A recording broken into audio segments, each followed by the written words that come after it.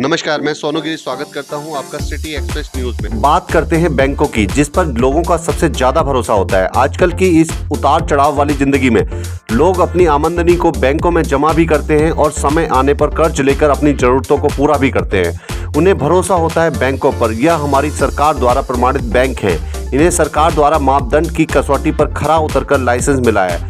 मगर पता तब चलता है जब कुछ भ्रष्ट अफसरों की मिली भगत से बैंकों द्वारा भ्रष्टाचार से लोगों को प्रताड़ित किया जाता है। आखिर ऐसे बैंकों को लाइसेंस क्यों दिया जाता है? क्या ऐसे भ्रष्ट अफसर ही देश चलाएंगे? क्या ऐसे भ्रष्ट अफसरों के लिए हमारे देश में कोई कानून नहीं है? क्या ऐसे फ्रॉड बैंकों का कोई इलाज नहीं है? ऐसा ही एक मामला आया है जनता कोऑपरेटिव बैंक का, जहां एक शख्स ने बैंक से व्यापार के लिए गए लोन के बदले अपना सब कुछ बर्बाद कर दिया। बैंक द्वारा दिए गए 2 लाख रुपए लोन के बदले बैंक ने 2,68,000 रुपए गवाहों से वसूले। 53 लाख रुपए का मकान नीलाम किया। 20 लाख रुपए का घर का सामान गायब हुआ।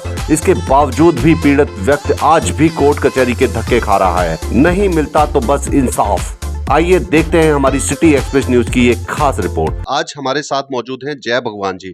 जय भगवान जी की परेशानी है कि इन्होंने कभी किसी जमाने में एक दी जनता कोऑपरेटिव बैंक लिमिटेड से एक 2 लाख रुपए का लोन लिया था, जिस लोन को चुकाने के लिए इन्होंने अपने मकान की भी नीलामी करा दी और साथ में जो विटनेस थे, विटनेस से उन्होंने भी उस बैंक का लोन चुका दिया। मगर उस बैंक का अभी तक भी पूरी तरह से वो नहीं हुआ, खत्म नहीं हुआ है।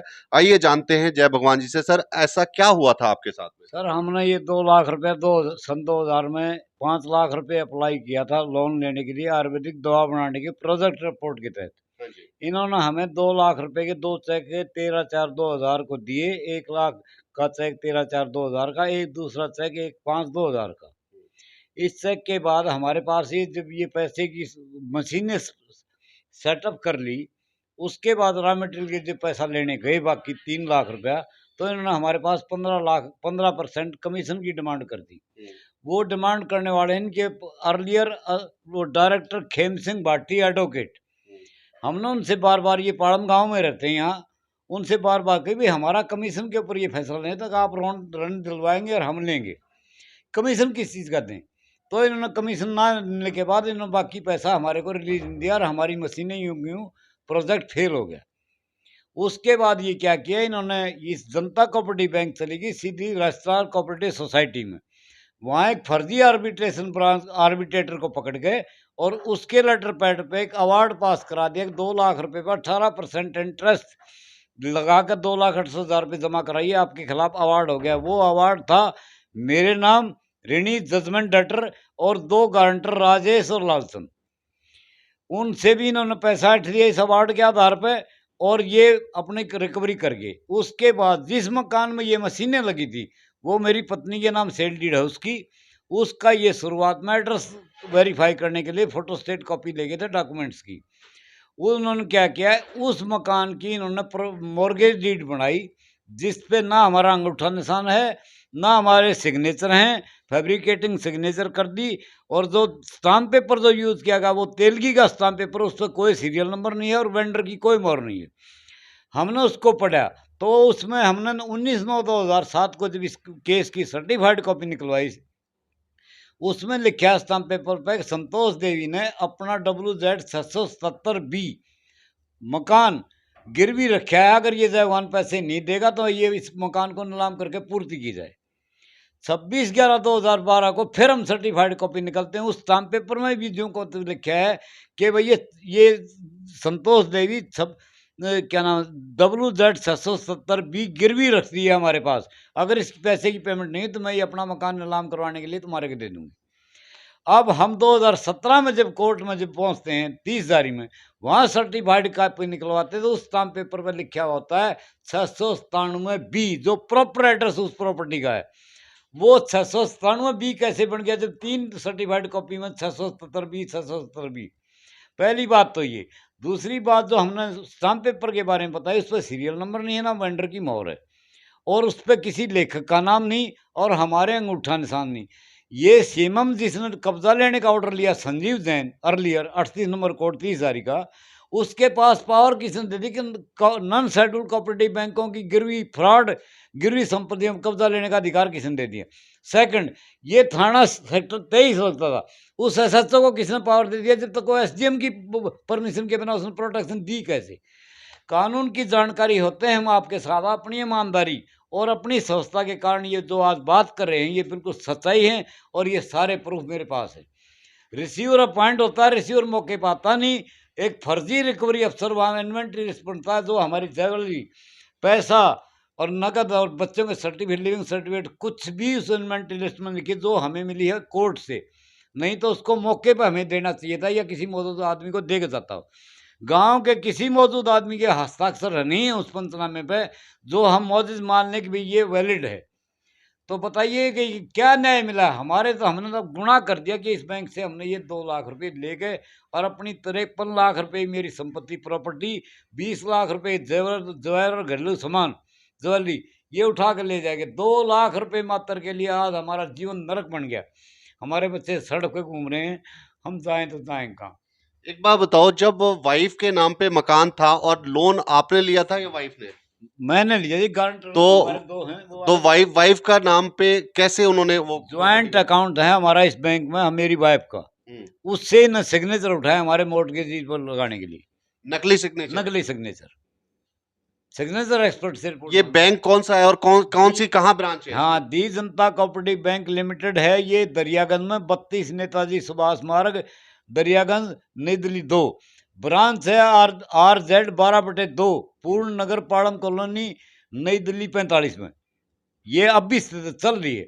और इस बैंक के हमने जब आरबीआई एक्ट पढ़ा तो इसमें यह है कि पर विदाउट आरबीआई की परमिशन के बिना ये कहीं ब्रांच नहीं खोल सकते। लेकिन ये 5 ब्रांचें 65 साल से दिल्ली में चल रही हैं इनकी। तो इसके जो आपने अभी तक कहाँ इस पे वो करी है? Delhi police commissioner of police थाने में दिल्ली सरकार को, प्रधानमंत्री जी को हमने 2017 में कंप्लेंट भेजी, उन्होंने फॉरवर्ड कर दी। वो सरिता नायर हैं, कोई कार्मिक श्रमिक कोई डिपार्टमेंट, उन्होंने कर दिया डीसीपी इकोनॉमिक ऑफेंस मंदिर मार्ग में। वो 2017 से पेंडिंग पड़ी है बसंत विहार थाने में।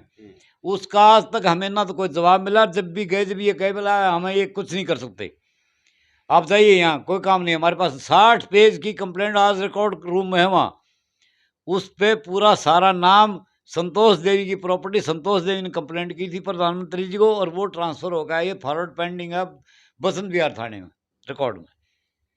तो ये थे हमारे साथ जय भगवान जी, जो कि एक दी जनता कोऑपरेटिव बैंक, ये है वो बैंक जिससे ये बहुत ही ज्यादा परेशान है। कभी किसी जमाने में इन्होंने 2 लाख रुपए का लोन लिया था और वो 2 लाख रुपए चुकाने के लिए इनको अपना मकान भी नीलाम कराना पड़ा। तो इनकी ये थी दर्द भरी, अभी भी इनका केस खत्म नहीं हुआ है। वो मकान भी नीलाम हो गया और जो गारंटर थे उनसे भी पैसे वसूल लिए गए और फिर भी उनका अभी तक इनका जो केस चल रहा है। तो अभी हमारे साथ हैं पवार साहब जी, जो कि इनका केस लड़ रहे हैं। आइए जानते हैं पवार साहब से। पवार साहब, आखिर इनके साथ में क्या केस था और आप बताएं थोड़ा सा। जी, इन्होंने ये जो 2 लाख का लोन लिया था, इसमें I have gone through the whole petitions and everything, but I found there are so many anomalies and discrepancy. इसके कुछ क्लियर नहीं हो रहा। जब नॉन शेड्यूल बैंक है तो उनको इतना राइट है नहीं, कभी इसको सरफासी में लगा देते हैं और इस इंसान की ज़िंदगी इन्होंने एकदम दोज़ख बना रखी है। घर नीलाम हो गया, इसका सामान उठा ले गए घर से, जिसमें ज्वेलरी थी, बहुत कुछ था, और वो पता नहीं किसको इन्होंने बेच भी दिया। और आज भी ये रोड पे दर बदरे ठोकरे खाते हुए अपने परिवार को किसी तरह लेकर परेशान हो रहे हैं। इन्होंने कई बड़ी बड़ी ऑफिसों में प्रधानमंत्री, गृह मंत्री, DCP, CGI, chief justice Delhi, सबको इन्होंने एप्लीकेशन दी, प्रार्थना पत्र दिए, लेकिन कुछ नहीं हो रहा। और इनकी अभी मैंने देखा तो इनमें ये काफ़ी पुराना बैंक है और उसी टाइम से चल रहा है। कभी कोऑपरेटिव लिख देते हैं, कभी बैंक लिमिटेड लिख देते हैं और इनमें कोई क्लैरिटी नहीं है। सीएमएम से वो अवार्ड करा देते हैं, धमकियां देते हैं। अब ये इस तरह तो जायज़ नहीं है। पर फिलहाल हमने अभी फिर से रिक्वेस्ट की है कि सीबीआई इंक्वायरी इसमें की जाए और वो भी अभी पेंडिंग है। वरना फिर रजिस्ट्रार को भी नोटिस दे दिया गया है कि आपने किस उसके तहत इनको रजिस्ट्रेशन, ना ये स्टेट कोऑपरेटिव है, ना ये स्टेट कोऑपरेटिव, ना सेंट्रल वो है, पर फिर भी, और इनके कागजात भी शक के घेरे में आते हैं जिस तरह के इनका है। तो अब देख रहे हैं, अभी फ़िलहाल अभी भी इनका केस पेंडिंग है, पैसे देने के बावजूद भी। तो सबसे बड़े दुख की बात तो ये है कि एक्सक्यूज़ मी, सहकारी संस्थाएँ जो बैंक होती हैं इस तरह की, वो जबकि गरीबों के लिए अच्छे उसके लिए होती है, ना कि इस तरह उनको दर-बदर और एकदम बर्बाद करने के लिए होती हैं। तो वकील साहब आप ये बताएं, जिस तरीके से बैंक खुलते हैं या फिर अगर कोई फ्रॉड कर रहा है तो उनके क्या प्रावधान होते हैं, या क्या किस तरीके से उनकी कंप्लेंट डाली जाती है, या अभी तक इसके पास इनकी कितनी कंप्लेंट गई होंगी, कितने ऐसे लोग होंगे जिनके साथ में इस तरीके से धोखाधड़ी हुआ है? तो आप बताएं कि इस तरीके से कैसे पता चलता है? नहीं, ये तो अभी मेरे पास आए हैं तो मुझे पता चला है, जबकि इन्होंने 1-2 इंस्टांस और बताया कि वो यहाँ तक कि इस हद तक आ जाते हैं कि उनका फंड सर्विस सब ले लेते हैं, जबकि इतना कहीं भी नहीं है कि आप किसी वर्कर का या किसी मुलाजिम का जिसने लोन लिया है, आप उसका फंड सर्विस कैसे ले लोगे इस तरह? वो तो उनका एक आधार होता है जीने का, ज़िंदगी रिटायरमेंट के बाद। लेकिन ये बैंक पता नहीं किस तरह क्या कर रहे हैं। और अभी देखो कार्रवाई चल रही है, अभी सीबीआई इंक्वायरी कुछ होगी तो असल बात निकल के आएगी, या फिर इसमें जो इन्होंने एप्लीकेशन दी है चीफ जस्टिस ऑफ इंडिया को, सीजे को, उनको भी पावर होता है कि सो मोटो एक्शन लेके इसको पीआईएल फॉर्म करके और तहकीकात करा सकते हैं।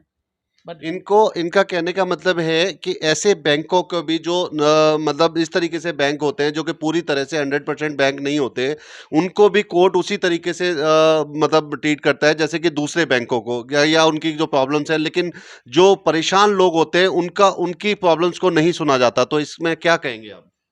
जी, वैसे तो देखिए, सरफासी का एक्ट तो नेशनलाइज्ड बैंकों पे लागू होता है कि जो भी नेशनलाइज्ड बैंक है, लेकिन ये तो नेशनलाइज्ड है, लेकिन फिर भी इन्होंने ज़बरदस्ती उस पे लगा दिया कि सरफासी के तहत कर दो, और यहाँ तक कि इतने गिर गए, लास्ट में कुछ नहीं हुआ तो वो फर्जी-वर्जी वो बना के इन्होंने, क्या कहते हैं उसे, हाँ, सेल डीड वगैरह इनकी मॉर्टगेज कर दी, जबकि इनका कहना है कि हमने कोई घर मॉर्टगेज नहीं किया है, गिरवी नहीं रखा है, और उसके बावजूद फिर इन्होंने अचानक से वो टेनेंट और लैंडलॉर्ड का रिलेशन दिखा दिया, जबकि ना उस प्रॉपर्टी में ये लोग टेनेंट तो थे नहीं, ना ये प्रॉपर्टी बैंक की थी। तो बैंक इस तरह कैसे एक के बाद एक गलत से गलत काम किए जा रहा है कि उनको टेनेंट भी दिखा दिया और खुद लैंडलॉर्ड बन गए और बेच भी दिया। तो एक तरह से तो लग रहा है कि इसमें कोई अच्छी जांच एजेंसी के द्वारा ही इन्वेस्टिगेशन किया जाए, तभी कुछ सच्चाई सामने आ सकती है। तो ये थे हमारे साथ एडवोकेट पवार जी, और साथ में थे जय भगवान जी, जिनका जो केस है अभी भी पेंडिंग है, और इनको उम्मीद है कि कहीं न कहीं तो हमें न्याय मिलेगा। लेकिन उस न्याय की उम्मीद को ऐसी जगह पे क्यों लाके खड़ा कर दिया जाता है कि हर आदमी को न्याय की उम्मीद रहे? क्योंकि इस तरीके से बैंकों को जब लाइसेंस दिया जाता है और इस तरीके से लोगों को परेशानियाँ की जाती हैं, जो कि एक 2 लाख रुपए के लोन के चक्कर में जो वो पैसा भी चुका दिया, सब कुछ कर दिया, इनके मकान भी नीलाम हो चुका है। क्या 2 लाख रुपए में पूरा मकान नीलाम हो जाएगा? यहाँ पर ऐसे बैंकों को बढ़ावा कौन देता है? क्या सरकार देती है? क्या रजिस्ट्रार कोऑपरेटिव देता है? या किस तरीके से इनको लाइसेंस मिलते हैं? और क्यों नहीं इनके खिलाफ सुनवाई होती है? तो ये हम चाहेंगे, लोगों से ज़रूर अपील करेंगे कि इनको न्याय मिले ना मिले, मगर आप ऐसे बैंकों में जाकर के लालच का शिकार ना हो और ऐसे बैंकों से दूर रहें। नेशनलाइज्ड बैंकों से ही आप डील करें, ऐसे बैंकों से दूर रहें, और ऐसे बैंकों के लाइसेंस भी रद्द कर देने चाहिए ताकि लोगों को परेशानी होने से आगे से बचाया जा सके। मैं इसी के साथ में विदा लेता हूं। धन्यवाद।